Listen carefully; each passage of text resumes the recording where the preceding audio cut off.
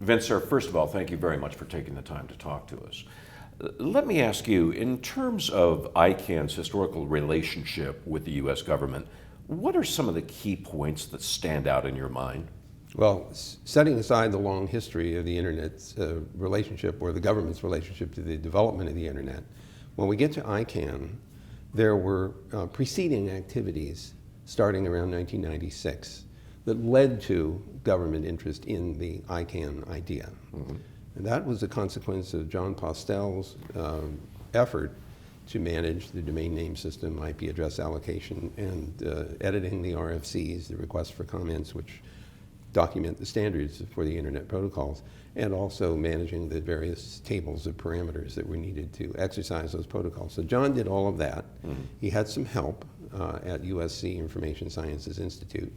But as the domain name system became more and more commercial, which is post-1992, there were increasing amounts of potential risk, that, at least as seen by USC and their lawyers, that somehow this commercialized activity and disputes over domain names would somehow draw the university into all kinds of commercial... So risk litigation-wise, you mean? Risk of litigation. So I think they put some pressure on John to look for a way to institutionalize the activity outside of USC. On top of that, I think John recognized, he'd been doing this for 25 or more years, that someday he wouldn't be able to do it, and that he ought to have an institutional setting for this to continue, because if it was going to do any good, it had to go on for an unknown amount of time. And the irony, of course, of all this is that starting in 1996, John begins this exploration of how to institutionalize it and then passes away in 1998. So part of the institutionalization exploration involves something called the Internet Ad Hoc group or committee, I guess, IAHC. IAHC, yeah. And that, you could see, watching the various interactions, that there were dollar signs in people's eyes, and it was clear that there was a certain amount of greed driving the debate back and forth. Ultimately, two things happened. One of them is that John attempted, I think in response to the IAHC, to consider creating an institution in Geneva. After all, that's the home of many international organizations, and this surely, even then, was recognized as an international phenomenon. Mm-hmm. And the second thing is that John was, this is at least my interpretation, John wanted to test the root zone management system to make sure that if the A route wasn't the one that was feeding all the rest, but if it was B or C or something else, that it would still work. Now that's one explanation. Some other people asserted that John asked to change the feeding primary root zone just to exercise his power. I don't believe that, because that's not John's style. He was worried about making sure that systems would be resilient. Mm-hmm. But as soon as he made the change to have the root servers fed from a different server than the A root, all hell broke loose, and the government stepped in. There was also already some stirring in the Congress about the possibility of the control of the Internet escaping out of the country to Switzerland. Let me interrupt you for 1 second. That incident that you just related to me, when John had done this and the consternation it caused in the U.S. government, I had heard, and tell me whether or not this was true, that Magaziner had actually threatened John and said, if you don't switch this back, U.S. Marshals are going to be at your door. Is that true, or is that a fiction? Well, I don't have primary knowledge of that exchange. Have you heard it? That story has been around, and I think at least the part about Ira Magaziner contacting John is almost certainly true. Mm-hmm. You may have a chance to ask Ira about that in the course of these interviews, and I think that would be an interesting question to ask. I'm pretty sure that sounds real. Whether he threatened U.S. Marshals or something else, I don't know. But it is often thought that action triggered Clinton's request of Magaziner to go figure out how to deal with this problem. You know, who is going to manage the domain name system and the address allocation? Who is going to perform the IANA functions if it's not under contract to the U.S. government? Did the government, Vint, the way you're talking, the government immediately understood the value of the DNS. It sounds like there was no education necessary. They got it. I think in the Clinton administration, very senior people got it, including Al Gore. And certainly I think Ira was tasked with this, with figuring out what to do. And there was also a belief that responsibility for internet should migrate towards the private sector. And this had been going on for some years, well ahead of this particular period of time, way before the What was the IAHC. genesis of that belief? I mean, was it there automatically? Did you guys help push that? Did John push that? Or was it just there? Did everyone accept it? John was not particularly interested in commercializing the internet. But as far back as 1988, I was. At that point, I had been away from the government for about 6 years, because I left DARPA in late 1982.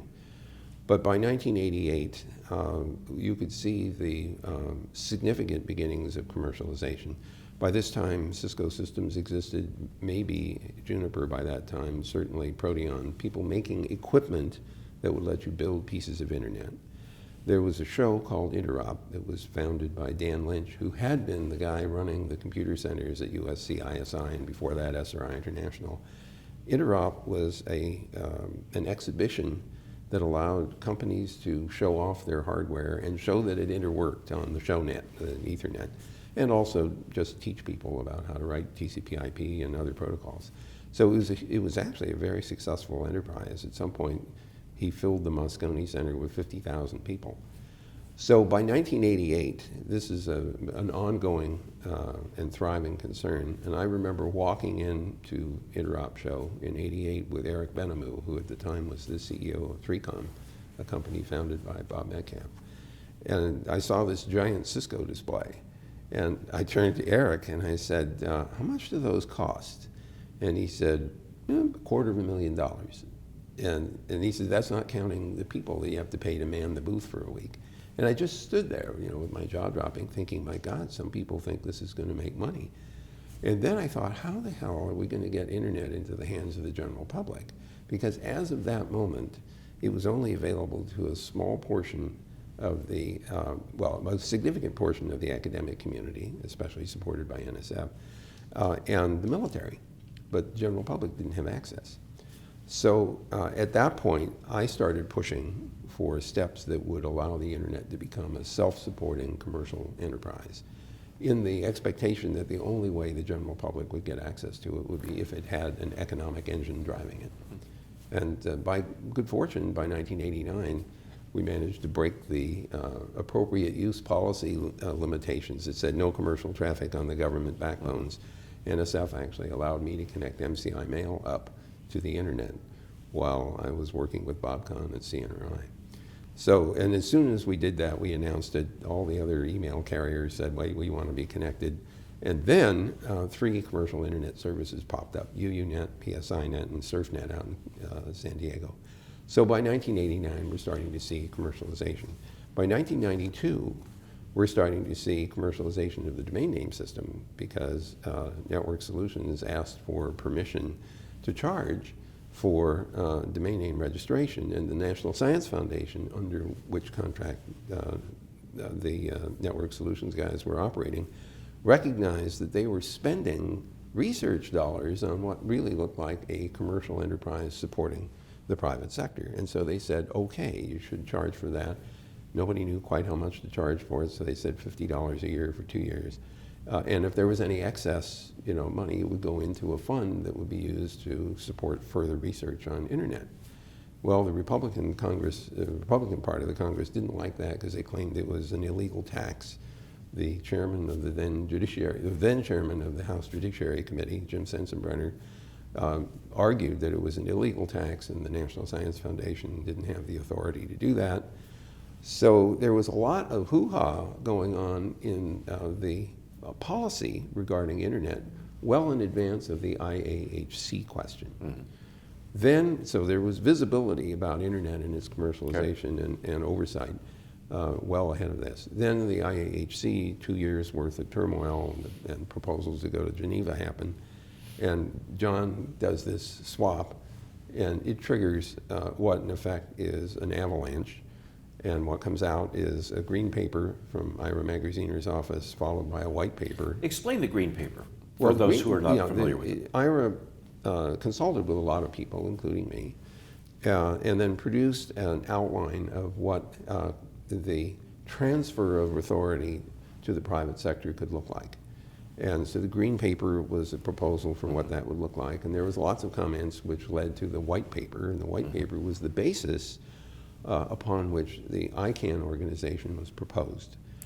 And so Ira is sort of being the midwife, if you like, for the birth of this organization. Now, there were competitors, if I remember correctly. Here I don't have a clear recollection of who else was competing, but ICANN, the Internet Corporation for Assigned Names and Numbers, was one of the competitors and was selected to perform this function under contract to now the National Telecommunications and Information Agency. So we're seeing a transfer of responsibility for this from the National Science Foundation and research community to part of the Department of Commerce. And this is in keeping with the recognition that this is becoming a highly commercial activity. So, but there was, it sounds like the way you're talking, what I'm hearing is there was general consensus of this needs to happen. It was form and function that was being debated and at variance? Well, yes. Let me say that the parties who were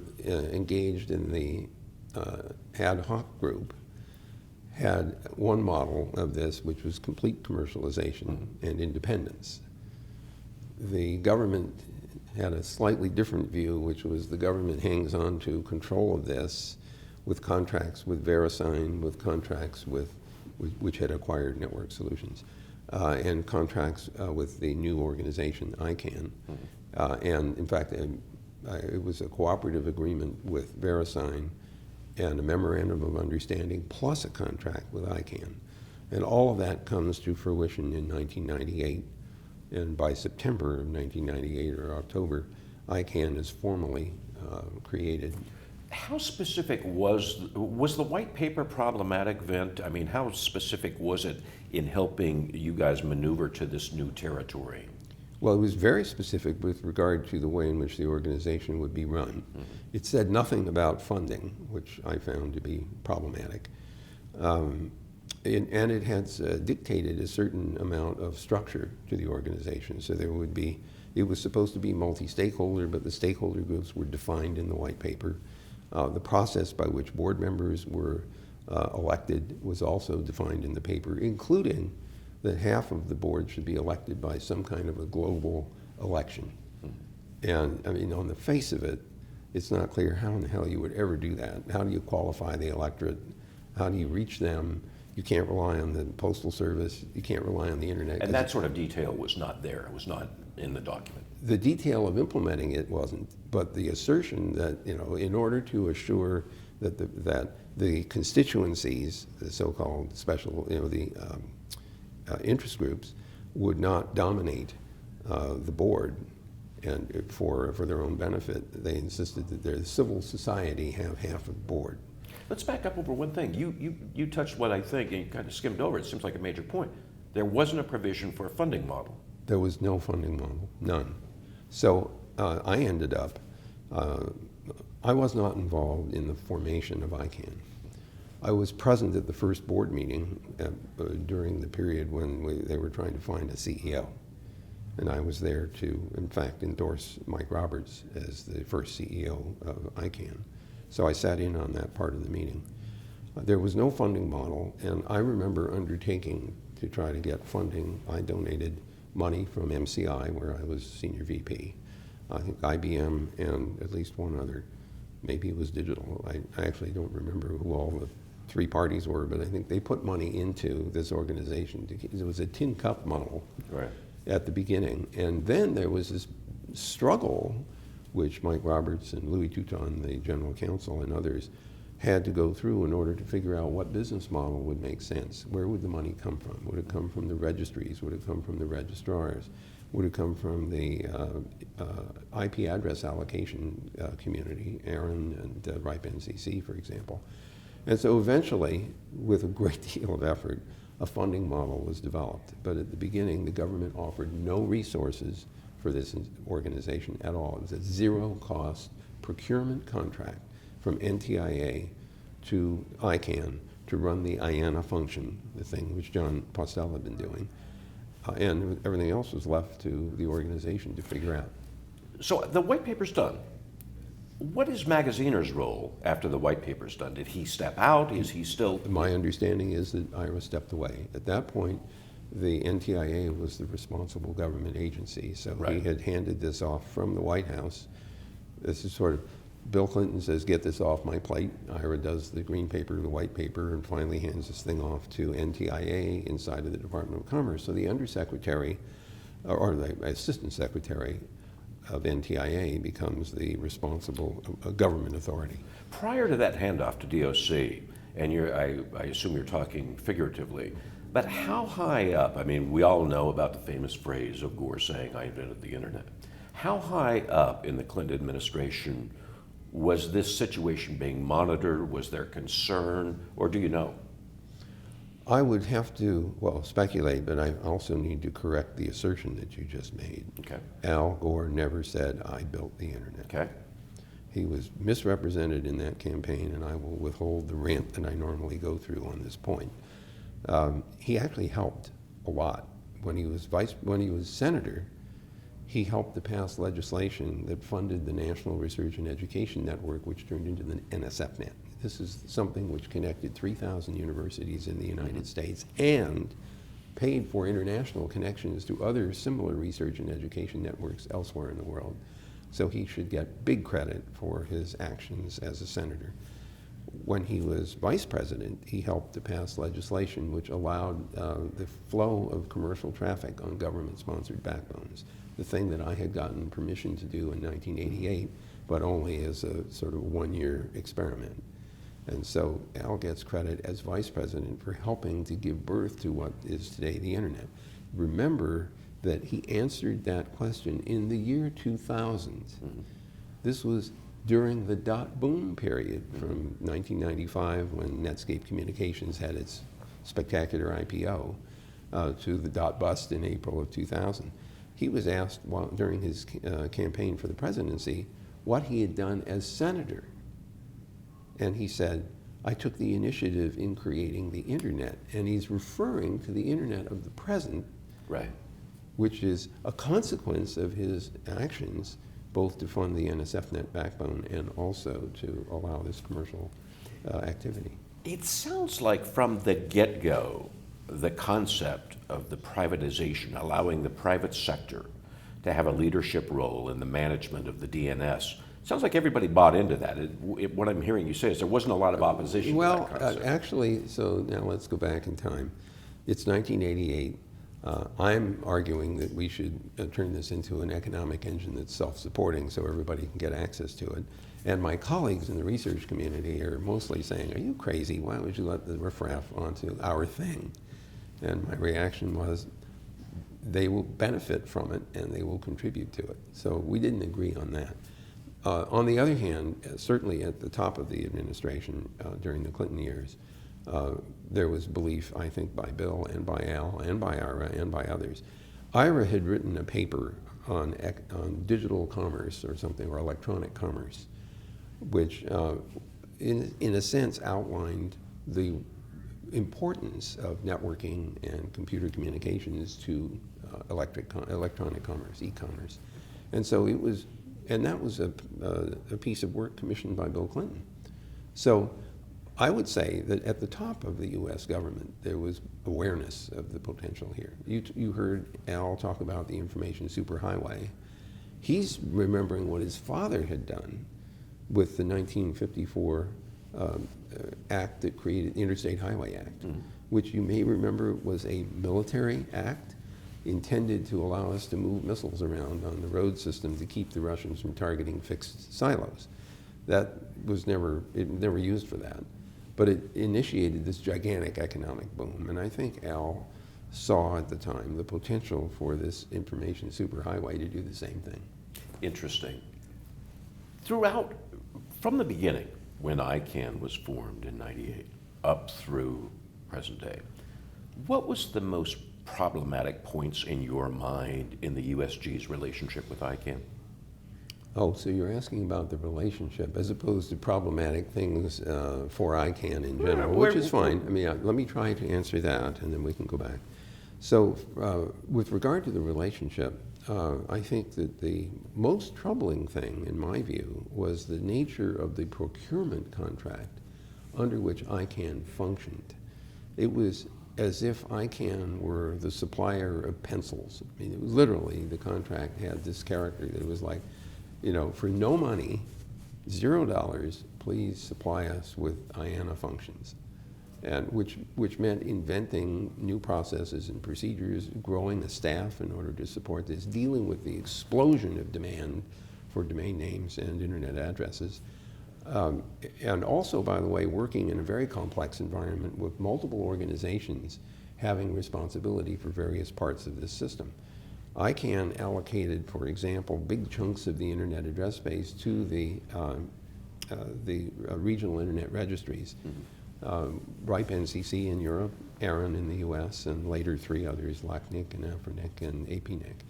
And so ICANN had to work with these other independent institutions in a cooperative way in order to make sure that the domain names and the internet addresses got uniquely allocated. So this was a hard thing to do. It's global in scope. This is not just a thing in the U.S. And there was no model to follow at that point, correct? No, I mean, you were making it up as you went. They're plowing new ground, as far as I can see, especially the multi-stakeholder model, which has morphed over time as we've learned more about how to make that work. So I think that the view from the Department of Commerce of this as a procurement contract made it much more difficult for ICANN to function. There would be arguments of the form, well, I'm sorry, we can't change this contract, or we'll have to recompete the contract if you want to change it. Recompetition of this complex thing, I think, would be potentially be incredibly damaging to the internet's function. So I thought that was a testy kind of interaction, until Larry Sterkling comes along, who still has his own form of testiness, but he was the most articulate supporter of the multi-stakeholder model and of ICANN, of all of the assistant secretaries. Because he believed in it conceptually? He believed, I think he absolutely believed that this multi-stakeholder model was the right way in which to deal with policy for the internet. And he put his career on the line, in my opinion, during the period that he served as the head of NTIA. And he argued forcefully and loudly in international settings, including the Internet Governance Forum and the what's called WICIT, the World Conference on Information. Yeah, WICIT. Yeah. So he was a huge friend, even though he was a tough friend. But he was a huge sponsor. That was probably the most positive period of relationship that I can remember. When we talked to Larry Strickling, he said that the WICIT meeting in 2012 was to him a sort of wake-up call that the IANA stewardship transition had to occur, that it was time. Do you see it that way? Absolutely. I think what happened there is that there was a constant drumbeat from the non-U.S. participants, both in ICANN and in the ITU, for the U.S. government to relinquish its special responsibility or special authority over the internet. And the ITU had a leader at the time who really wanted to take responsibility for internet. He was going to deliver that to the ITU. This is Hamadoun Touré. And so there was a persistent theme coming from the ITU to invade the territory of responsibility that was at ICANN. And the usual excuse for this was, why should the U.S. government have this special role compared to all other governments? And that was getting in the way of State Department negotiations on other matters. So it had resonance. So absolutely. And so during the WICIT meeting in 2012, it was evident that there were attempts being made by particularly the Russians, the Chinese, the South Africans, even the Brazilians and maybe the Saudis, to capture more control. And then the end result of that meeting was a disagreement, a split between 89 countries that signed the treaty and 55 that didn't. And there could not be a more visible schism in the international community than that. And I think that the crux of this was the U.S. special relationship with ICANN. And I think, putting words in Larry's mouth, that caused him to recognize the need to make this transition. And then the question is how to do it in a way that didn't harm the internet and didn't harm U.S. interests. Was the controversy that surrounded .XXX a sort of test of the USG's relationship with ICANN? It has been argued by some, I'd like your take on this, that the government, some say more harshly, some say very subtly, tried to influence the decision on .XXX. How do you see that? The government, well, let's say NTIA in particular, since they had a very direct relationship with ICANN, during a Republican administration, was inundated with objections to the creation of a .XXX top-level domain. And to be fair about it, there are other parts of the world who also didn't think it was a good idea. So it's not like the U.S. or NTIA was unique in that respect. Yeah, there was pressure, of varying sorts, to try to get that decision not made, or to try to prevent the .XXX from being assigned, including there was a possibility that if .XXX had been approved, that the U.S. government, in the form of NTIA, would actually force it to be removed from the route. This would have been an absolutely horrible precedent to set. It would be the worst possible precedent that you could ever have happen, because as soon as that happened, everyone else who complained that the U.S. government could do that and would do that would say, see, that's what we told you. No, they didn't do that. And I think it was wise not to, because it would have given credibility to the argument that the government would, for example, decide, well, let's pull RU out, or, we don't like what Iran has done recently, let's pull them out of the root zone. And so thank God they didn't do that. But you could see scenarios unfolding which would lead to really serious problems.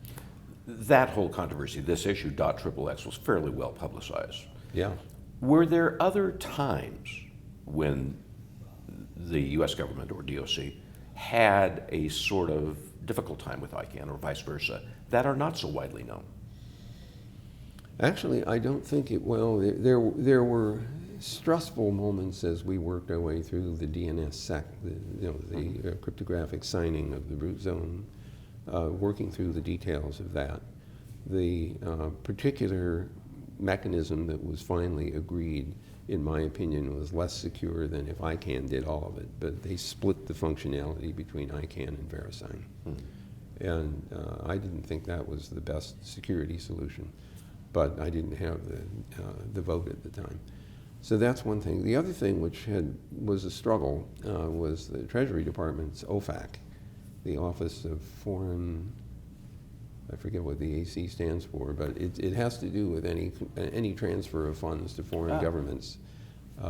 Any assistance that you might give to a government that was on the bad list, terrorist list, for example. So OFAC had the ability to intervene and inhibit any action by an American corporation that would be seen as aiding terrorism.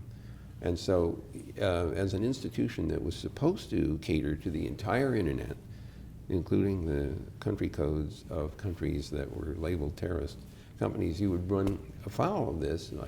An argument would be made, I'm sorry, you can't update the pointer to the Iranian .ir top-level domain because that's assisting the foreign government. And our position at ICANN, at least the one I took, was that this is a global system and we owe integrity to all of the participants in the system, regardless of what the U.S. government might have thought. And I remind you that even in the course of the tense relationship between the U.S. and Cuba, the U.S. permitted telephone communications to occur. There was a contract, I don't remember, MCI might have been one of the contractors, but there was always a way to communicate. And in my view, this is a very important diplomatic channel, and the internet is another one.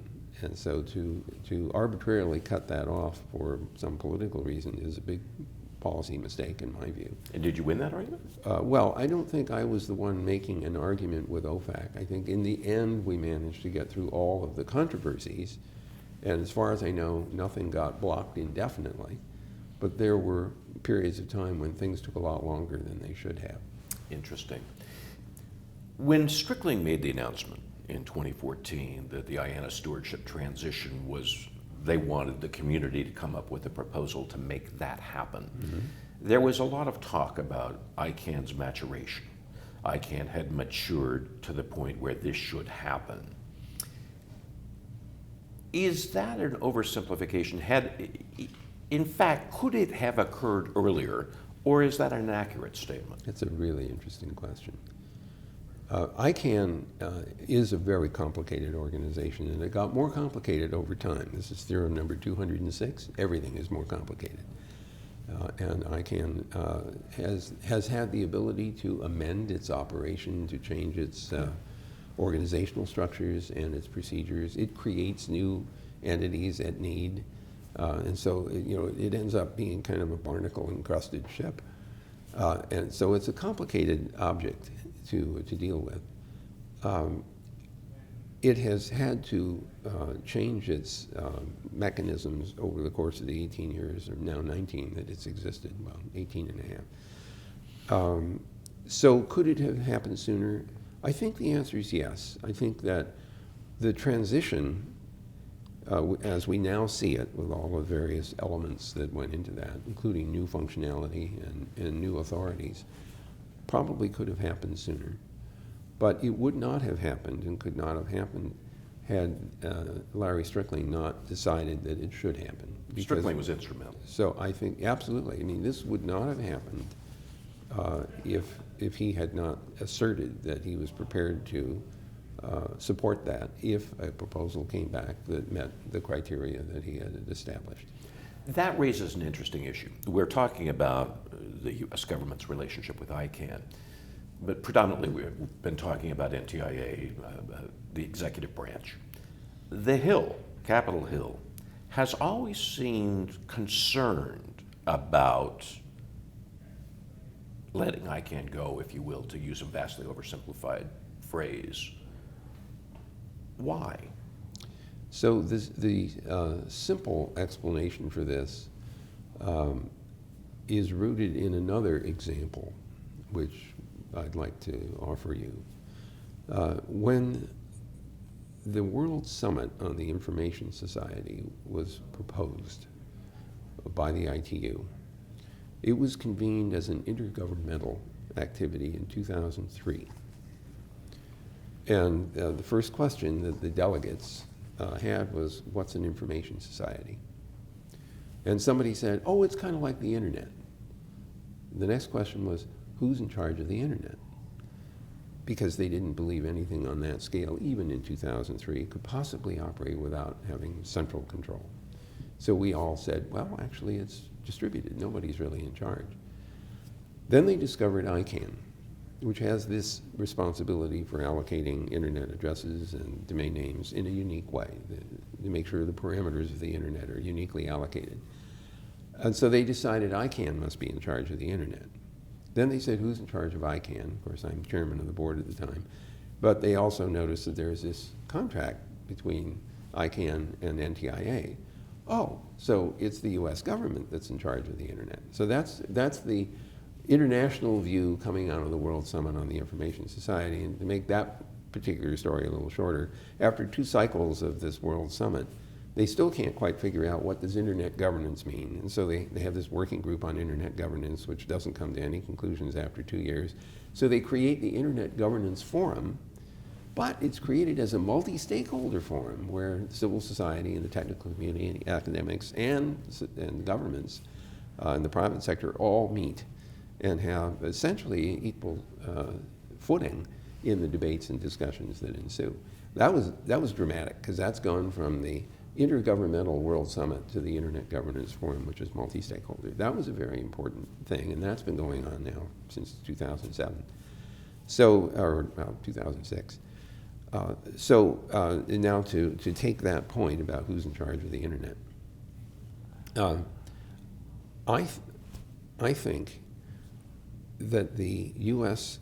Congress had this view that the internet was created in the United States by the U.S. Defense Department, and therefore somehow the U.S. owns the internet, even though when Bob Kahn and I did the original designs, we handed them out freely with no constraints, no patents, no other intellectual property claims, for very good reason. We wanted this to be accepted with no barriers to adoption.